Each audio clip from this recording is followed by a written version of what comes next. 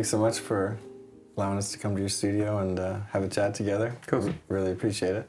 Super nice to meet you and get a chance to hang out. I'm just wondering, like, you know, I'm trying to think of different ways to ask you questions because so many people have asked you so many questions and you're probably a little bit, you know, bored of it in a sense. Yeah, well, I think that what's interesting about this is what usually I talk about my career and what I do, whereas this is more about how we are, I guess. Yeah, in a sense.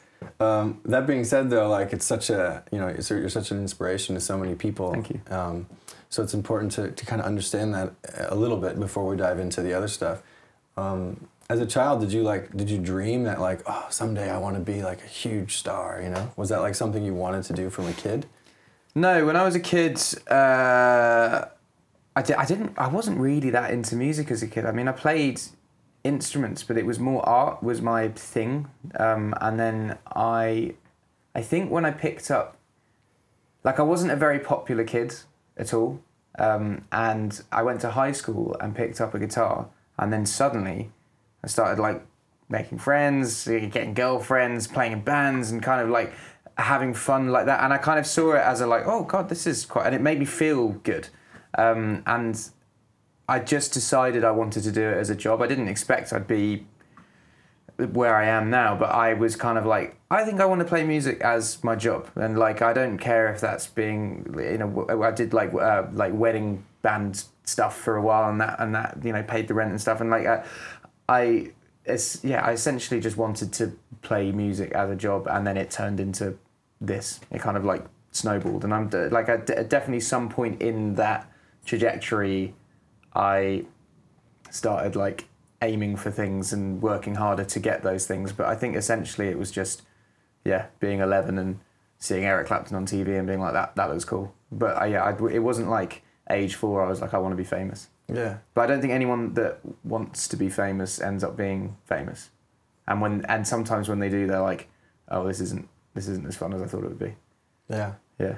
So it was kind of like a natural progression. You were just like, I love making music, I'm just going to keep making music. And then at a certain point, once you realize, like, oh, I'm kind of good at this, maybe I can do something. Yeah, I mean, it's weird. Like, most things in the entertainment industry, I think, kind of happen. I think people always say it's luck, and I think luck is when preparation meets opportunity. So it's basically if you work hard enough to, like, better yourself and make you good, and the opportunity comes, you're good enough to be elevated to the next level. So I think, yeah, for me it was just, I just loved what I did, and I worked really hard at it because I loved what I did, and then suddenly an opportunity would come up and I could be good enough to take it by the horns and let it take me wherever.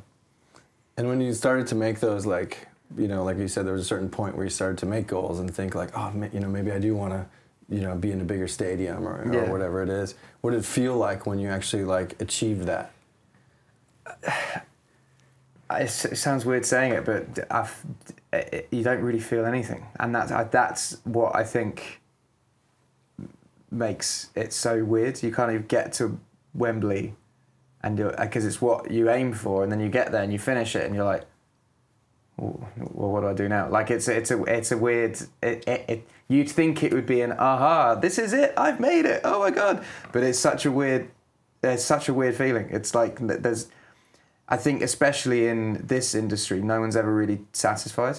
Like, even you don't learn anything from your achievements. You learn everything from your failures, and I think that there's, yeah, it's a weird one. It's a weird one. Like, I learned more playing in a room to one person in Exeter when no one came to my gig in 2009 than I did playing Wembley Stadium for 4 nights. It's a weird one.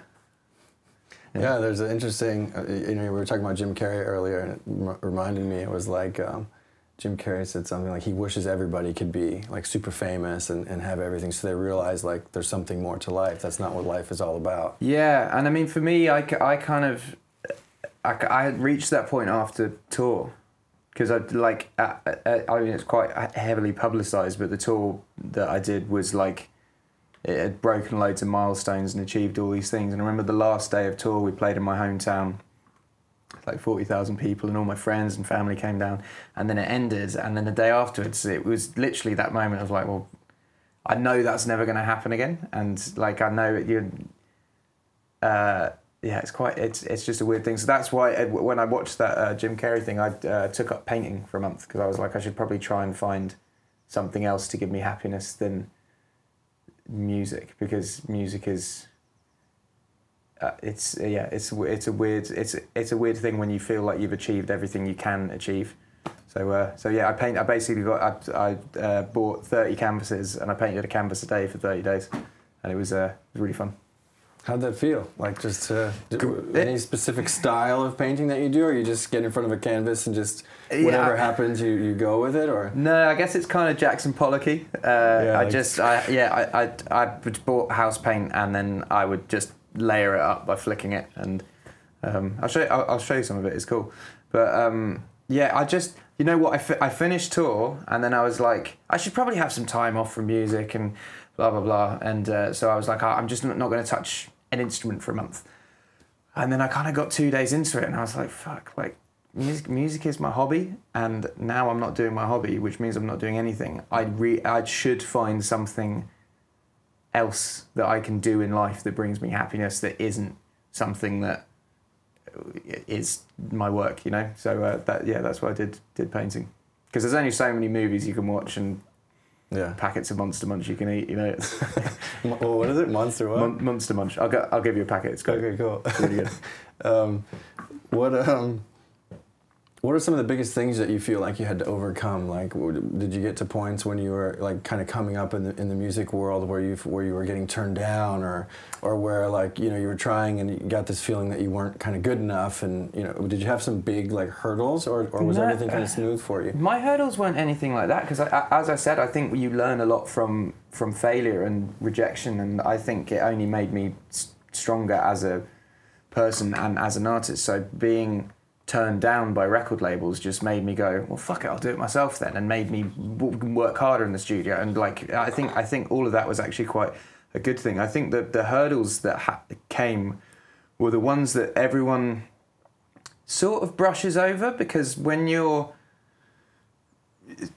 have success and you find money, everyone goes, must be great for you, and that is what is not great, because you then just get people being fucking weird with you because they just assume that everything's all right. And I had, like, you know, family members turn weird and friends fall out with me and people like stealing, and money is such a weird fucking thing, because it doesn't, as the Jim Carrey thing, I think it's not the key to happiness, and it causes so many problems if you have it. Like, and it's such a weird thing to talk about, because whenever I have ever brought it up with a friend, they go, don't be silly, it's fine, you're fine.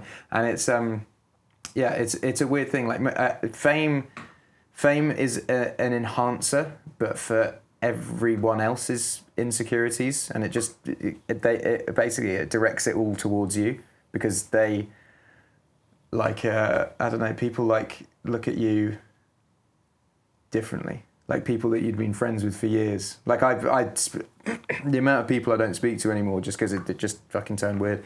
And also there'd be people caught in the crossfire of that as well that maybe weren't weird, that I ended up just stopping speaking to because I got weird because everyone else was weird. And it's an odd thing. But then again, I'll be talking on something like this, someone will watch it, and I guarantee someone will be like, it's all right for him. And it's a weird one.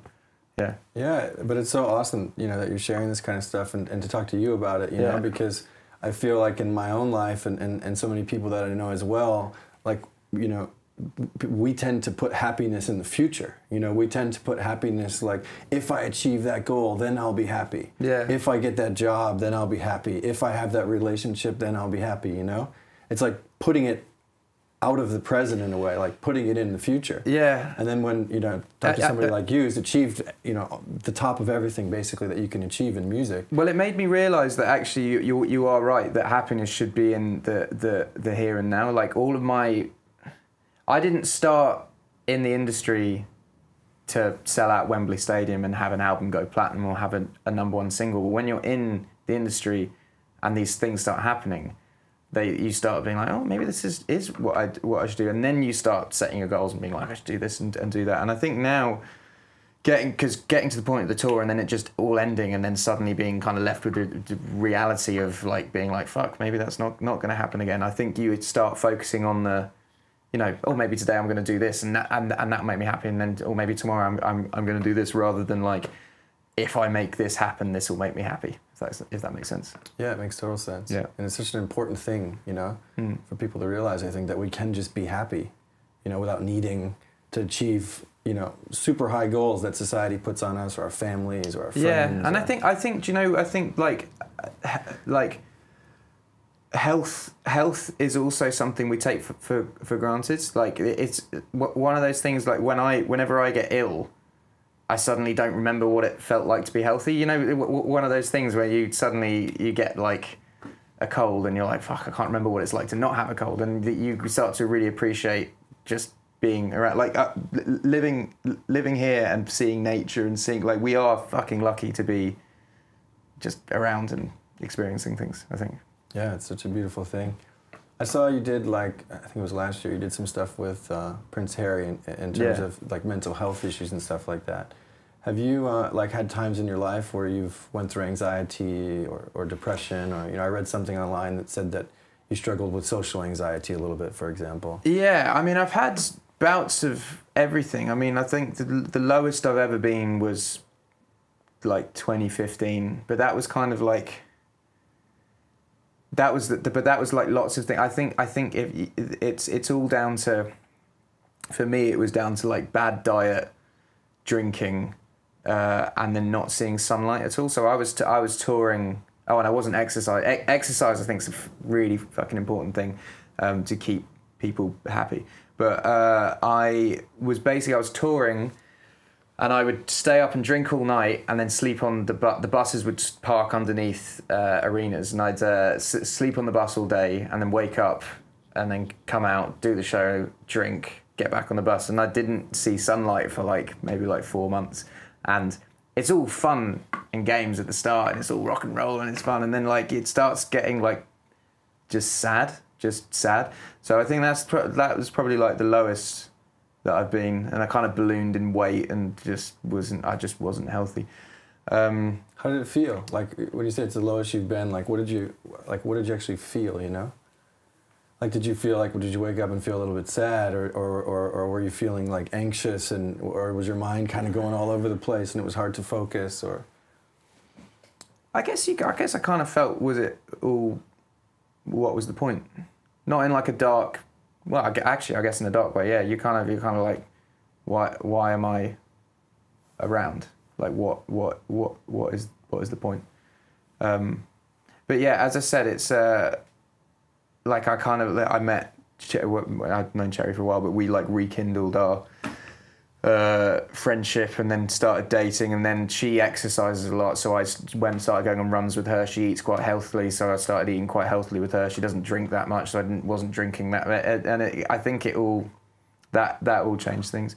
But from the anxiety point of view, I remember the first time I had a panic attack, and I remember one of my friends has really bad anxiety, and he used to have panic attacks, and I was like, fuck man, that must be really, really fucking hard. And I was on a plane from Alicante, or maybe it was like Ibiza. I was on holiday with all my mates, and I had to fly back to shoot a TV show. And I got on it, and this was like peak Thinking Out Loud had been really big, and like, yeah, it was like the peak fame of the second album. And I got on the plane on my own with like 300 boys who were like on a lads trip, and I just remember just having this fucking weird episode, this kind of weird panic attack, and then getting off the plane and being like, oh god, that was weird. And then ever since then, it's been happening more and more in those sort of public situations, which is weird because my job is to play to big crowds, but it's different when I very much get it when I'm close to lots of people. Like, I don't really get it when it's I would get it on like the tube, or I guess planes, supermarkets, like anywhere where there's lots of people, I think. Yeah. And it's a weird paranoia in me of assuming that everyone's going to be horrible, when usually people are nice. Does it start with like, because for myself, for example, when I was younger, like I overdosed on cocaine, and another time, you know, I was stung by a wasp, and I basically died, you know, in the hospital. I had to be brought back to life from adrenaline, and I had panic attacks for like 15 years, like on a weekly or monthly basis. Do you think cocaine triggers that though? Because I feel like drugs nowadays really can send people in, like especially here. There's been lots of suicides of people that have big booze and coke binges and then get this massive crash and then they end up committing suicide. Do you think that triggers some of the social anxiety? Well, for me, for sure, you know, but it was also the fact that I was like dead. So like all of it together. I haven't done coke since then. This is like, you know, 15 years ago or something when this happened. But definitely it can trigger it. For sure, and for me, like I even notice sometimes coffee can trigger it because it's a stimulant, you know. And if you're not like a totally kind of calm and grounded person, and you take stimulants all the time, it kind of can spin you out, you know. And cocaine is an extreme of that. But when you say you like have social anxiety and things like that, do you feel like it coming up, or do the thoughts just kind of go like crazy, or what's like what happens for you? Because so many people have different explanations of that kind of thing, you know? I don't really know. It kind of, I don't really know how to describe it. It's just one of those things that just like, get me the fuck out of here right now. And that's what you do you just kind of leave the situation? No, because Cherry's good with it. Like sometimes Cherry will be like, cool, yeah, we'll leave. But sometimes I am just being paranoid. So like we went away for our wedding anniversary, and we sat in this restaurant in Venice, and I remember as soon as I got in, I was like, get me the fuck out of here. And she was just like, no one's fucking looking at you. No one wants anything. It's just old people. They're chilling. They're having their coffees. And then after 5 minutes, everything does calm. And I was like, okay, yeah, actually that was probably good. So sometimes it's just me being me. But yeah, but sometimes it's not. So you feel like, you mentioned some key things, I think. You feel like changing your diet, drinking less, eating healthy, changing your diet, and I think exercise, like everything in moderation, I think is the key.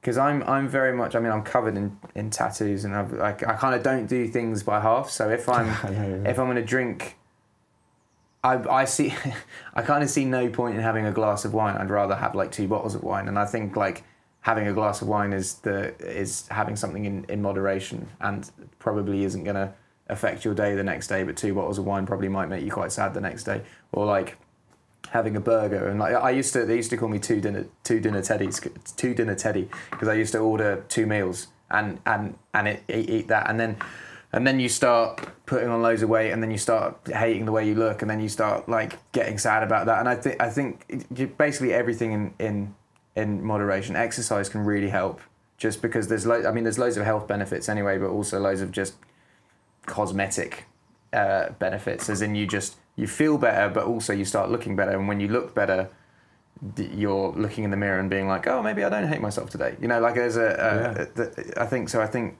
that, and I think eating healthy food makes you feel great, and when you feel great, it's all part and parcel of the same thing. But I also think, I mean, we were talking about this earlier, I think nature is a very important part of feeling okay. All of this time I was living in London, and London's quite grey, and it's quite full on, and like there's always something happening, there's always something on, and you're always like switched on. And I feel like, you know, like lots of people live in London, but I think maybe on like weekends try and find a park somewhere and go for a walk, or like there's like I think nature's a good thing to remind us like life is good, and like there are beautiful things in the world, I think. Yeah. I sound so hippie saying this, but I think it's like it really does help. Yeah, I think the connection to nature is a super important thing. You know, we made this documentary for the last 4 years, and one of the common threads from like all the kind of older, wise, indigenous people from different cultures in the world that we talked to, that we found was this connection to nature. You know, whether it was someone in Peru living in the jungle, or you know, nuns that we studied meditation with in the Himalayas of Nepal. something about this peaceful state and nature is like inherent. we are animals at the end of the day. I mean, like, we're not meant to live in concrete. We are meant to live in nature. Like, we created concrete and we created offices. Like, you are meant to. We're foragers, aren't we? We go and hunt and live in tribes and fields and deserts and whatever, and we are meant to be outside most of the time as animals. So I think that's definitely a factor in why people have mental health issues, is that this isn't what we're meant to do. This isn't what human beings as an organism are meant to be programmed to do. We're meant to be, it's a very recent thing as well. It's only really the last sort of like 200-300 years that this has started happening, And even now, more so, if we think about like being in nature as kind of like a connection in a sense, like we're connecting with some kind of aspect of ourselves by being in nature, because it's kind of where we come from. Yeah. But if we look at now also like social media, for example, it feels like it disconnects us even further. I mean, how do you feel, with having such a big following and such a big impact in the social media world? How do you feel social media affects you personally? Social media is a weird one because it is my job to be on it and to keep up with the times and appeal to younger generations, but it's such a weird thing. Like, I was on my phone probably 19 hours of the day in 2015 and before that. Just constantly just flicking, posting.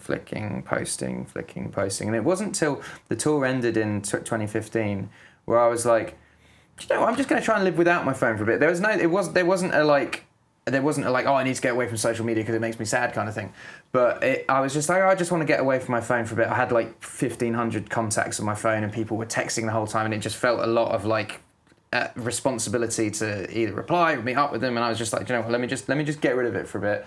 And I'm going to enjoy my time off. I'm going to go travelling for a bit. And for like the first month, I was like, fuck, it just felt like a massive weight had been lifted.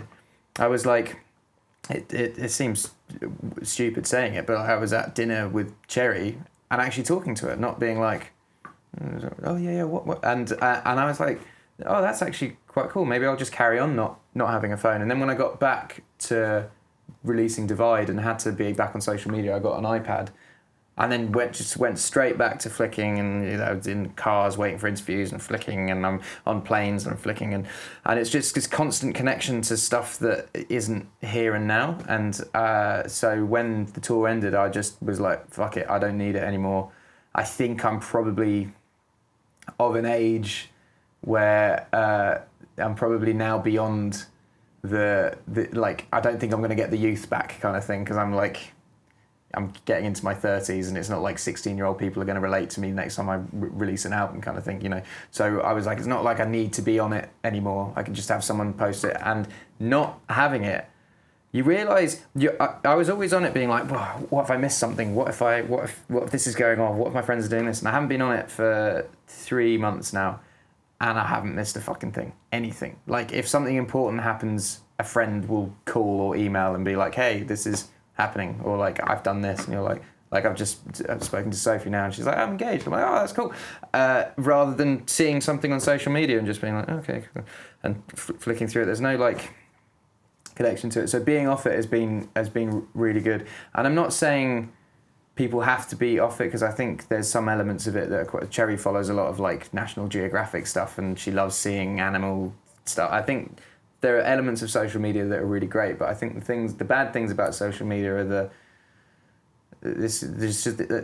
unrealistic expectations that people have on life because of it. Because people only post the positive things they're doing, and so therefore you're going to be like, oh fuck, why are they doing that? And then it gives you resentment towards that person, and then it makes you feel shit about yourself because you're not doing what they're doing, and when really they're only posting that because they feel sad and they want to post something to make people that they think that they're happier. And it's like the selfie thing. Like, when people post selfies, I look at it and be like, man, that they must have had a shit day today, because they want to put up a picture of them looking good for someone to be like, oh, you look good, for them to feel happier.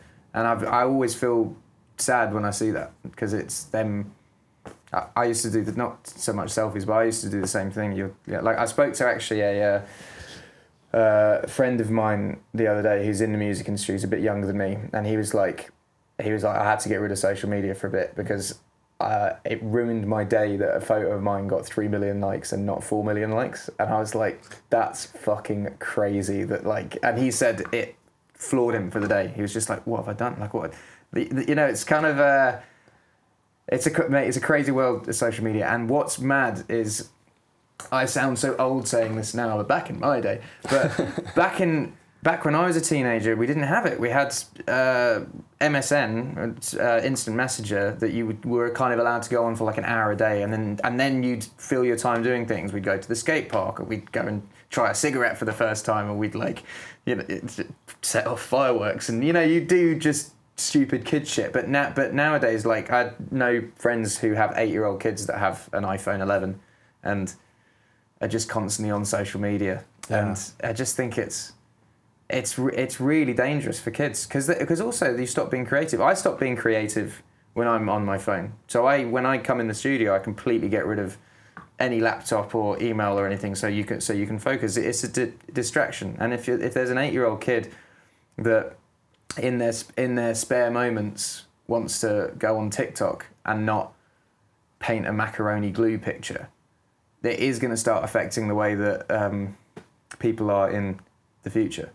Yeah, I think the data and the research isn't even out yet. We haven't had it long enough to understand actually what's happening. Mate, it's literally been 10 years. I mean, when I first started it in the industry, Twitter was like kind of coming in, but it was only really musicians that used Twitter, and it was more of a like self-promotional tool rather than a everyday life kind of thing. So yeah, it's really been 10 years, and I think it's I don't want to sound preachy though. I don't want to be in this interview being all like, sure, you should do this because I'm doing this. I'm just saying what has made me happier is less of that.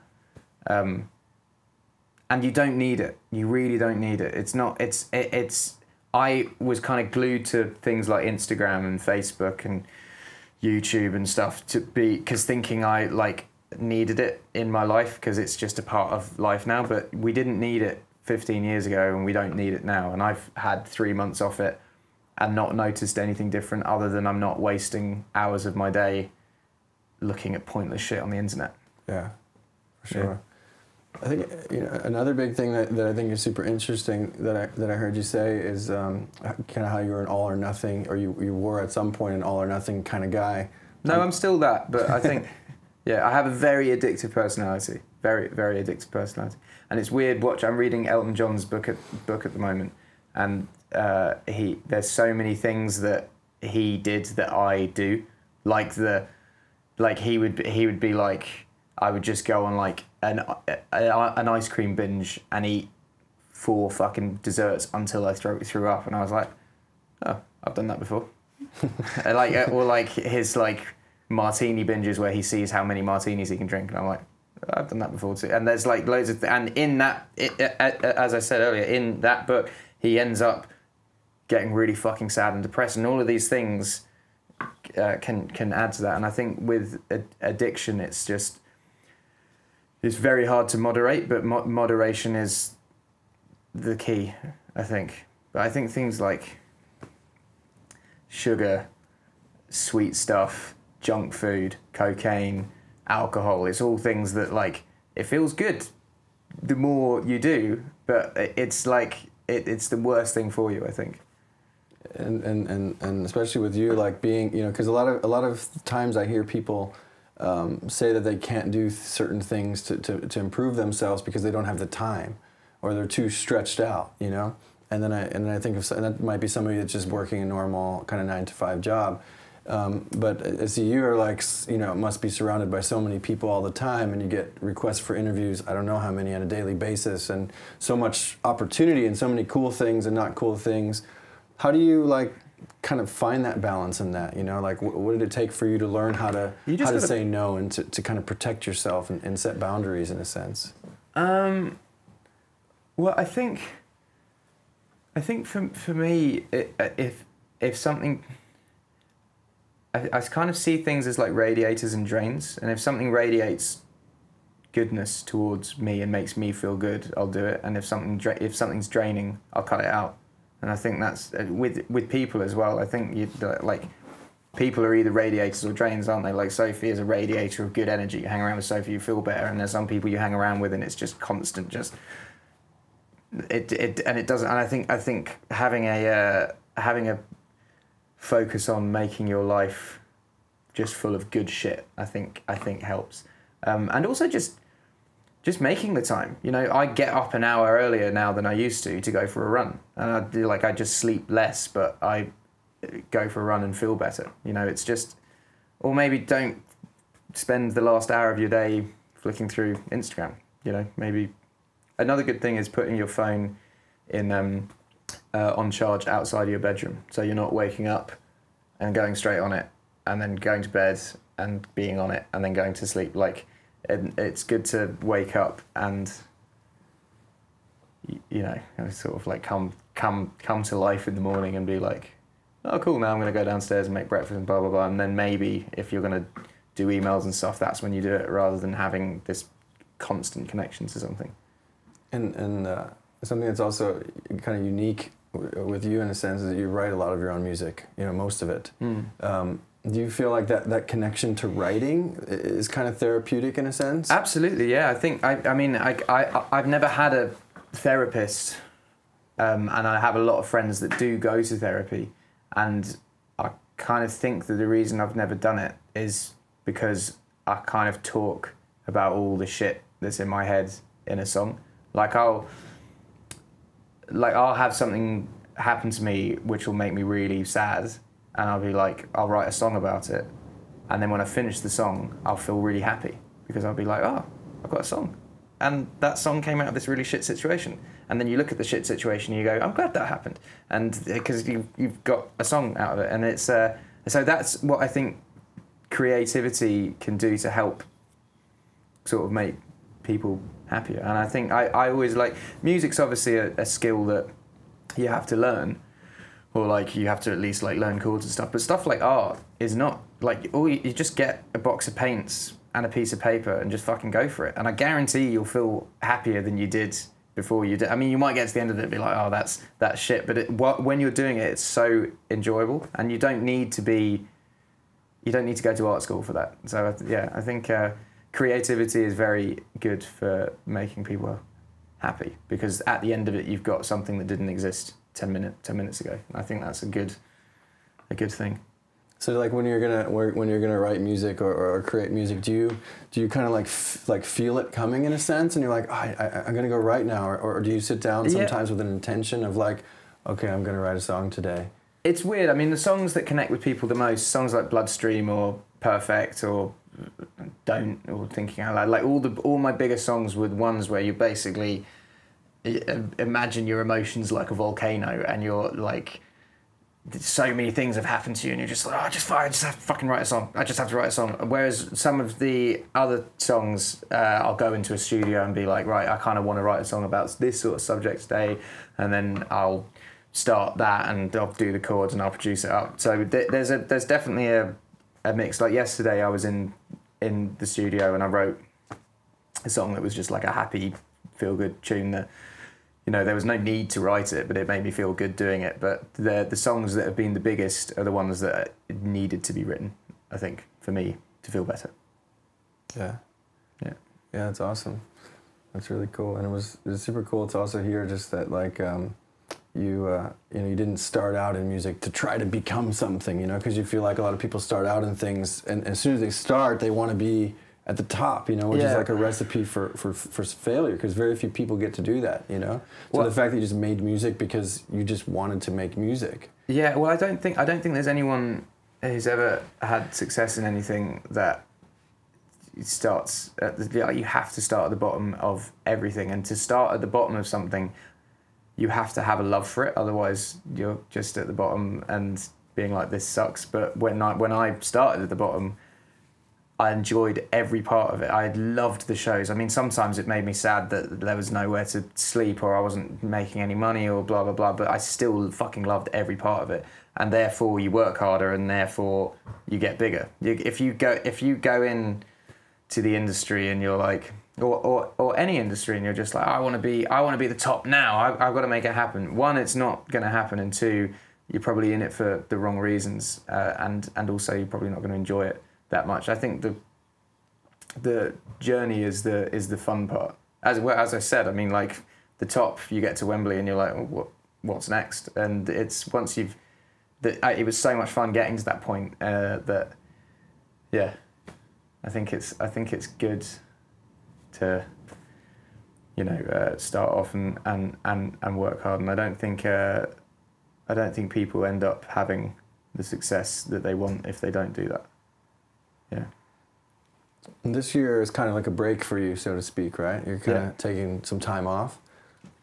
How did you feel like, oh, I just needed to take a break, or does taking a break from music sometimes help you, get inspiration again? Or I think so. I mean, for me, I think there was lots of different elements of why I did it. I released a record last summer that it wasn't really an album, but it was like a record, and you know, it's like you can kind of sense when the public are like, we've had enough for now. We've had enough for now, and it happened on Multiply as well, my second album, that I put out a repackage of that after it got big and put out a new single, and you can kind of sense the public are like, we've kind of had enough. And I think that's one of the important things in the industry, is to know when to give not only yourself a break, but give the public a break, because it's if you're releasing shit all the time, and you're constantly on radio and you're constantly on TV and you're constantly in magazines being interviewed and constantly like, there's a certain point where it's oversaturation and people are like, I'm good, and then you can't really get back from that. So it's good to, when you sense that, to kind of pull yourself back. But also, you know, I just got married to Cherry.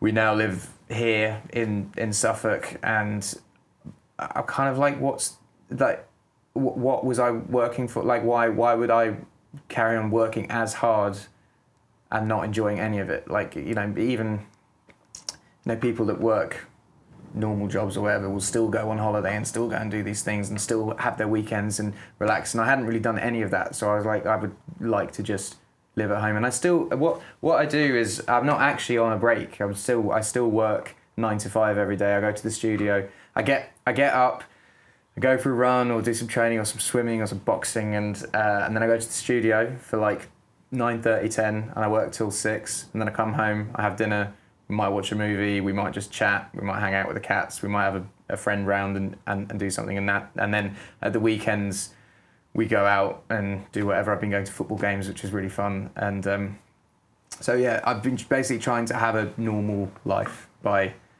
going, essentially treating my job as if it's a job, and going and actually having a 9 to 5 structure and giving myself weekends, and we go on like the odd holiday here and there. And I think it's nice just to live normally, because it's such a weird existence living on tour, because your life is on pause and nothing really happens, because you're just in this world where you're just on tour and you're playing these shows, but everything else goes on around you. So you'll come back home and life has moved forward 3 years, and it's I just wanted to get recalibrated with my life, basically. It's awesome, man. I'm glad you're getting some time to man, chill a little bit. It's cool. It's really, really nice just doing normal shit. Doing normal shit. And also, man, the drinking thing.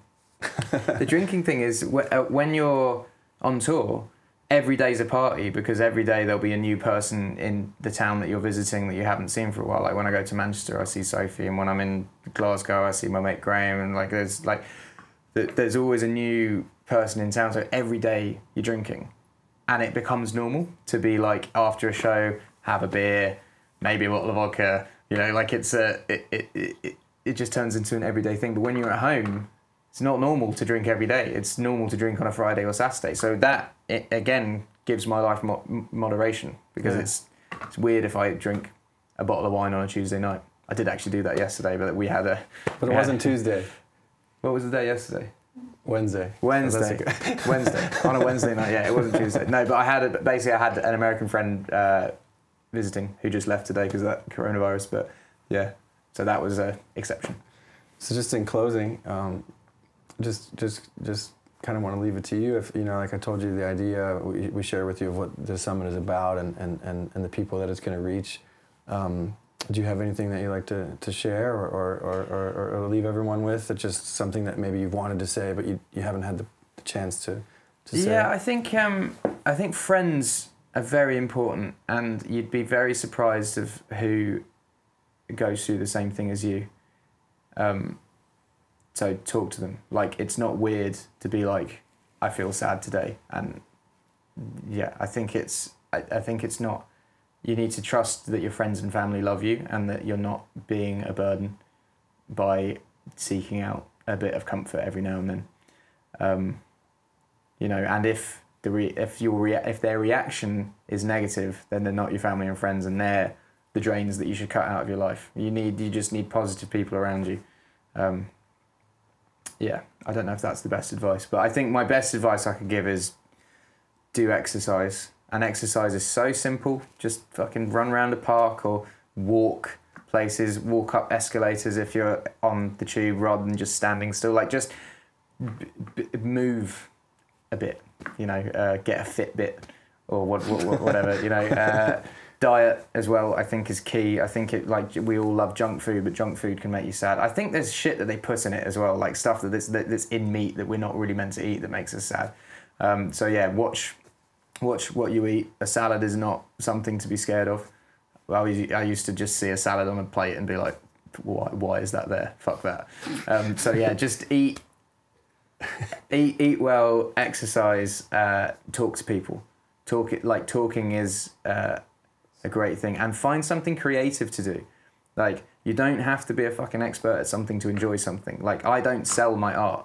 I just do my art, and I love doing it. It's something that makes me happy, that no one else needs to judge. Like, there's no part of the creative process if you're not. People judge my music because I'm trying to sell it to them, you know. But like, if there's no part of a creative process that people judge if you're just doing it for yourself.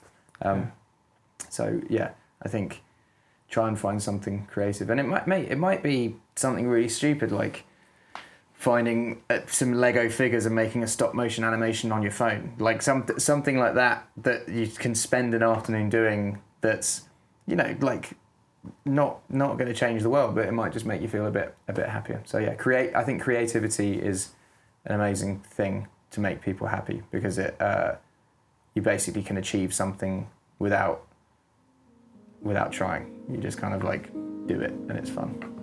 Yeah, man. Well, thanks so much for the chat, and thank you, and thanks for being, you know, such an inspiration, and thanks for keep going. Thanks and for coming down here. I hope cool. this helps in some way.